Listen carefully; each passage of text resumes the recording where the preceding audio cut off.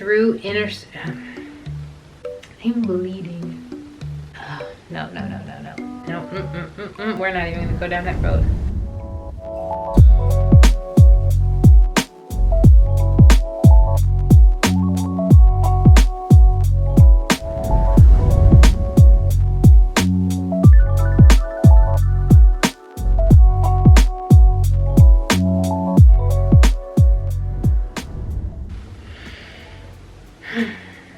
I always like to start with a cleansing breath just to get all that other stuff out of the way, and that way I can be right here with you all, fresh, clean, and ready to go. So hello, welcome back to Embodied Grace Yoga. My name is Tarani, and today we are going to be going over the very first of the 8 limbs of yoga, the Yamas. And yes, it may be one limb, but there's a lot that goes with it. There are technically 5 yamas within that entire system, and we'll be going through all 5 today. But before we get started, I do want to remind you that this would be a really good time for you to go into the description and download my free copy of the 28 journal prompts that are based on the 8 limbs of yoga. Since we'll be learning about the yamas today, you'll kind of get a little bit more background on how to answer some of those prompts that are based on the yamas. All of the prompts are involving the 8 limbs of yoga. So you'll have a yama section, you'll have a niyama section, you'll have a pranayama section, and so on and so forth. As I'm not going to sit here and list all 8 of them because you already will see them in the free download. It's completely free to you, and it would be a really good tool to have when you're listening to this video and as you're continuing to listen to the other videos describing the other 7 limbs as we get through the rest of this series. So without further ado, let's jump right in. I love to just jump right in because why sugarcoat things, you know? So let's get down to it. I spoke of this book briefly when I was going through the overview of all 8 limbs, but it is this one right here, the Yoga Sutras, as told by Patanjali. If you do not have a copy, that's okay. Get one. It is a very, very good book to have. It is considered a classic and something that you will find referenced a lot in a yoga teacher training and a lot of yoga classes. So if you're wanting to learn more about the practice and go beyond asana and how it really does affect your life, this is the book to go for. So I'm just going to read a little bit from the introduction and a few other spaces that are surrounding the practice of yoga itself and into the yamas. So the introduction says, the aim of yoga is to eliminate the control that material nature exerts over the human spirit, to rediscover through introspective practice what the poet T.S. Eliot called the still point of the turning world. This is a state of perfect equilibrium and absolute spiritual calm, an interior refuge in the chaos of the world experience. In the view of Patanjali, yogic practice can break habitual ways of thinking and acting that bind one to the corruptions of everyday life. Although the practice of yoga is much more ancient than the Yoga Sutra, this brief text represents the earliest known systematic statement of the philosophical insights and practical psychology that define yoga. So this is why you'll see me reference this book quite a lot as we go through this entire series of learning all about the 8 limbs. It's all right here. It's all right here. And it can be interpreted in many different ways, especially because the original sutras were in Sanskrit and they had to be translated, and some things don't always end up being a direct translation. So it's up to us to be able to use our minds, use our experiences to interpret these things. So as you get into part 1 of the Yoga Sutras, it talks about the cessation of thought and contemplative calm, essentially what yoga truly is.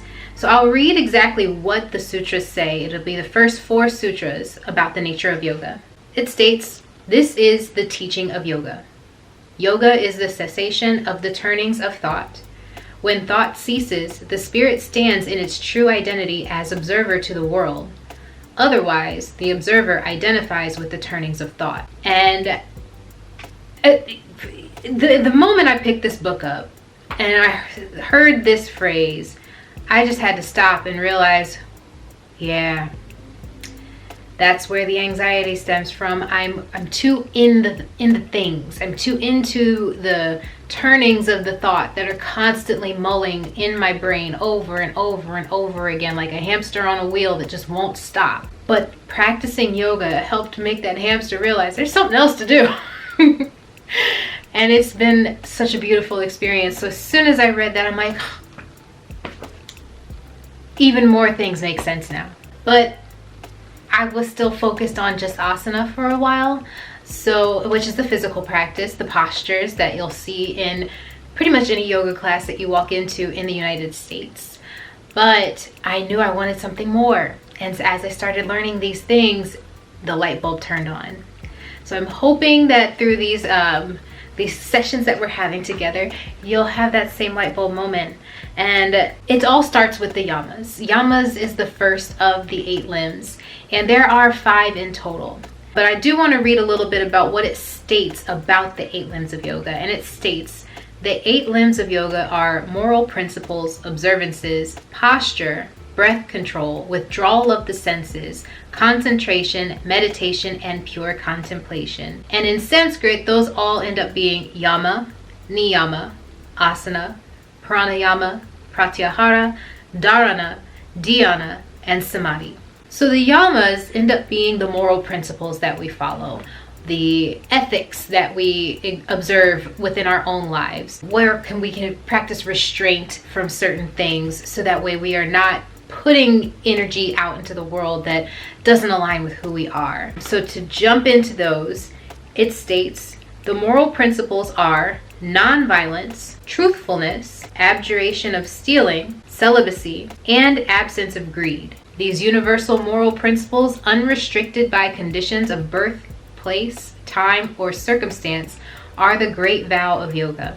When one is plagued by ideas that pervert the moral principles and observances, one can counter them by cultivating the opposite. Cultivating the opposite is realizing that perverse ideas, such as the idea of violence, results in endless suffering and ignorance, whether the ideas are acted out, instigated, or sanctioned, whether motivated by greed, anger, or delusion, whether mild, moderate, or extreme.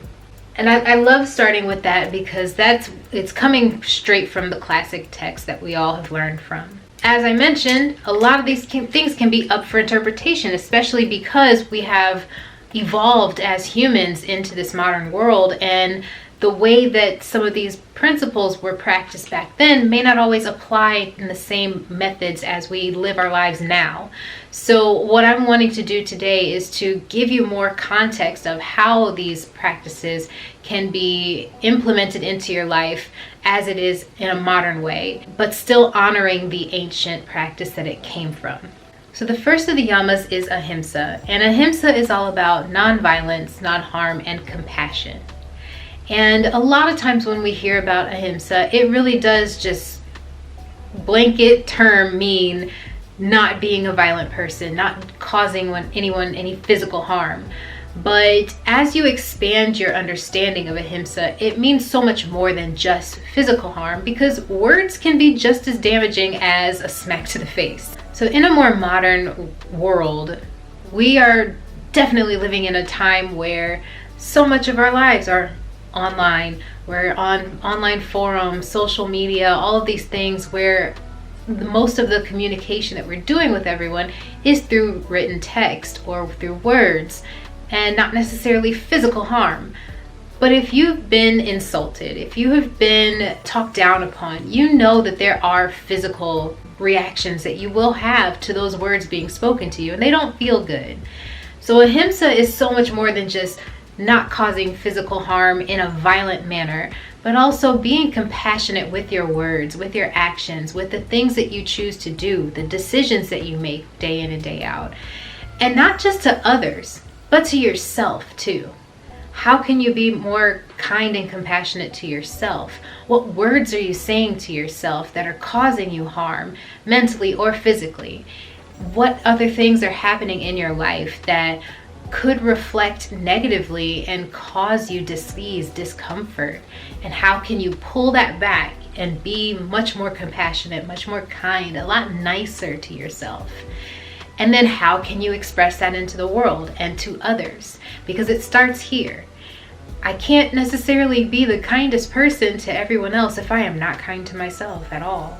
So I give you a really good example of a modern way to practice ahimsa, and it's just honoring the way that people desire to be addressed. Yeah, I'm gonna say it, the whole pronoun thing. First of all, pronouns have existed since the beginning of language, so the fact that there's so much commotion over it, very strange to me. But one way that you can practice ahimsa is asking someone how they choose to be acknowledged and honoring that, and not, going out of your way to make it a big thing. Just understand what it is that they accept and move on with that. And it's a beautiful thing. Once you're there, you can have this really amazing connection with this person because you've cultivated mutual respect. Now, that may not have been the simplest of examples, but it's one that is very common in our modern world, and one that I'm sure that we've all experienced at some point and can be very relatable. It doesn't take much to be kind. It doesn't take much to be compassionate, and you should be doing those same things to yourself as well. The second of the yamas is Satya.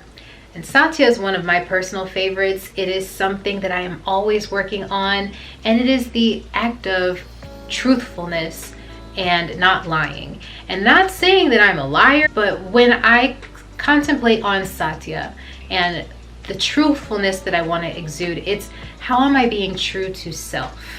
Oftentimes I will allow other thoughts or other opinions that aren't mine to affect what's going on as my inner truth, my inner calling, my inner voice. And that, first of all, is causing a lot of things that do not go along with ahimsa. So when I am considering Satya, I am thinking of something that one of my instructors told me, and it is about what is my soul truth? What is very true here for me in my heart? And how can I not let other outside voices affect that truth that should be speaking out through myself? And as I am being this truthful to myself, how can I still be truthful to others while still being compassionate? So all of these things end up starting to tie into each other and layer into each other. But Satya is one of those ways that I am really always working on, because I want to make sure that I am doing what is true and what's true for me.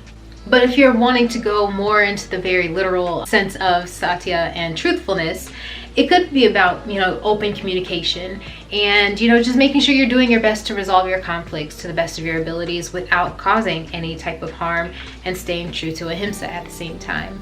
So understanding how you can let your truthfulness be heard, be known, but how can you do it in a way that's compassionate to self and to others? So third, we have Asteya, and Asteya is all about not stealing. If you want to expand on it more, it could also be about not coveting things that aren't yours, being more in an abundance mindset rather than a lack mindset where you need to take. A term that one of my teachers in my 300-hour also shared with me, I'm going to read this quote here, is, I have everything I need right here inside of myself. And every time that I sit and contemplate on that, I have to remember how easy it is to get sucked into modern consumerism and materialism and thinking we need these things. We don't always need them.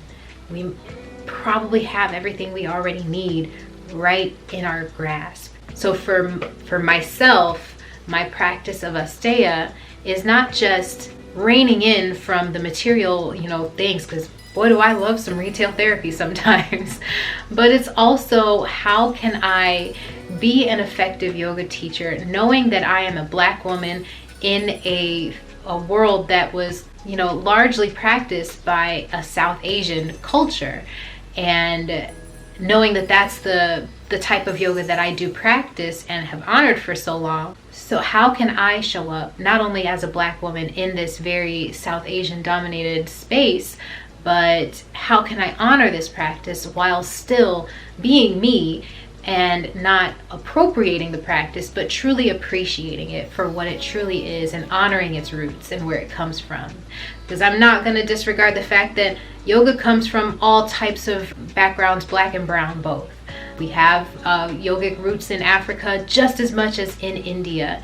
And I want to make sure that I am showing up in a way that I am honoring myself as a black woman, but also honoring the practice that I have gravitated towards, which tends to be a more South Asian reflection of yoga. Some ways that you can think about it as well is, like I mentioned, that abundance mindset.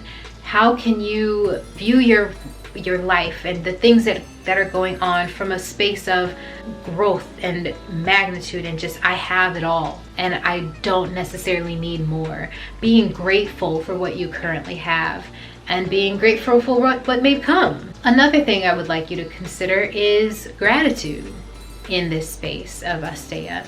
In that abundance mindset, yes, you are thinking of, how you can achieve more, grow more, and, essentially bring more into your life, but how can you express the gratitude for what you already currently have without it becoming something where you are, so in an abundance mindset that you're taking without being able to appreciate what it is that you already have. The fourth yama is Brahmacharya. And Brahmacharya is all about chastity, kind and loving boundaries, celibacy or abstinence. So Brahmacharya, back in its more ancient times, was centered around celibacy and abstinence and preserving sexual energy. Yoga was mainly practiced by renunciates that would essentially withdraw themselves from society as a whole and living their lives in deep meditation and deep practice. And when they were out in the world, it was to gather resources of sorts, but they were not fraternizing with people. They were not, building these types of relationships. A true yogi was pulling themselves away from society. So when they practiced Brahmacharya, it was truly a practice of conserving their sexual energy and not giving it so freely to others. Now, in a more modern world, that's not something that we see often. We don't see people that practice yoga being renunciates. We are of society and parts of society in relationships, romantic or not. And, celibacy and abstinence may not always be an option for everyone. So when you expand your understanding of Brahmacharya, it could be around chastity, or setting firm boundaries, but kind boundaries, and finding out ways to conserve your energy in different ways. It doesn't necessarily have to be sexual energy, but where are you overexerting in your life and how can you pull back? For me, it's more of a practice around honoring my no. I often overexert myself when it comes to work, when it comes to certain friendships and relationships that I have with other people. And I have a hard time with letting my no actually mean no. Even though no is one of my favorite words, I don't always mean it when I say it. So my practice with Brahmacharya is letting my no be real and something that it sticks when you say it. Otherwise, I give too freely of myself and exhaust myself and end up in burnout. And it's just a space that I don't like to be and don't need to be, don't want to be. And that's something that you could contemplate for yourself. What areas of your life are you giving too much of your energy out? And how can you pull it back? How can you say no? How can you abstain from doing the most when you need to be holding that in for yourself? And the last of the yamas is Aparigraha, which is all about non-grasping or not possessing. And I think this goes without saying, either from ancient times to now, but we hold attachments to things that maybe we don't really need to hold on to. For me, I sometimes have attachments to particular items. Well, I'm gonna tell you a story real quick. I had this robe that my mother got me for Christmas one year when I was in junior high. If I'm not mistaken, it was junior high. But I loved that robe. It was a white robe and it had the moon and stars all over because I was really into the moon and stars. I mean, I still am, obviously, but it was such a great robe, and it was terry cloth and it was very warm. And I'm the type of person that when I get out of the shower, I don't like to be covered in water and would prefer to be nice, cozy, and dry before I even step out of the shower. So the robe was just perfect for me. And I held on to that robe until about 2017, I think. If I'm not mistaken, 2017. I had patched it several times because it had developed some holes, and it was falling apart in several places because it's a robe that I used with, when I'm wet out of the shower, it needed to be washed frequently, and it had its damage, and I just would not let it go. It was such a comfort item at some point that it was hard to think of letting it go. Plus, I was having a really hard time finding that same type of material to replace it with a new robe. So I just held on to it and just never let it go until I finally realized you can't keep doing this to yourself. There's a big hole in this that you can't patch. That hole was just beyond repair. And I had to finally let that robe go. And it allowed me to experience something else, get out of my box a little bit more, and not be so attached to this thing. But in my yoga practice, or at least in any yoga practice really, because I see this not just in myself, but in some other people that I have taught as well, and others that I just kind of see around on like social media and stuff. But we have attachments to certain postures or the achievement of certain things in your physical yoga practice. And I was one of those. I will never, ever deny that. I was one of those where I was just so hell-bent on getting the handstand, getting the arm balances, getting super bendy. I wanted to do all of those really cool things that I was seeing on social media. And I was holding on to it so much to the point that I was hurting myself physically in my yoga practice when that should not be happening. At all those times that I was practicing, I would hear yoga's a healing practice. You're not, things shouldn't hurt, blah, blah, blah. And I'm like, well, how am I injured all the time? It was me. I was grasping too hard on the idea of being the bendy girl, being the one that could be strong enough to hold herself upside down for minutes. And it just served me no purpose aside from constantly having to rehab myself physically, because I was just fighting it so hard. And now that I have gotten more into a practice of Aparigraha and letting go, I have such a better relationship with my physical practice. It feels so good to have my physical practice. Not only that, but I've learned ways to modify certain postures where they feel better in my body, and I'm not holding on to the it should look like this or it should be like this. More or less, how does it feel? And if it's not feeling good right now, how can you change that so it does feel good? Damn how it looks. And it is so refreshing to get to a space where you can really just let things go and allow yourself to be in the moment and experience what's happening right there and right now. So those are the 5 yamas, and I would love it for you all to take a moment to watch this again if you need to. I've also put all of them down in the description so that you can reference them whenever you like, and just kind of ponder how you can bring these principles into your life. These are all things that you can do in relatively easy ways. I won't say it's full-on easy, because it's not always the easiest to be super introspective and have those conversations with yourself, because I'm getting emotional as I'm saying that right to you right now. It's something I still struggle with every day. Sometimes I don't want to hear it, I don't want to go through it, but the work needs to be done sometimes. And when you take the opportunity to sit and be with yourself and understand yourself so much more, life starts to feel a lot less burdensome. So again, I invite you to download my 28 journal prompts that are based on the 8 limbs of yoga and get started on the Yama prompts. I think these are pretty fun, if I do say so myself, but I would love to hear your feedback.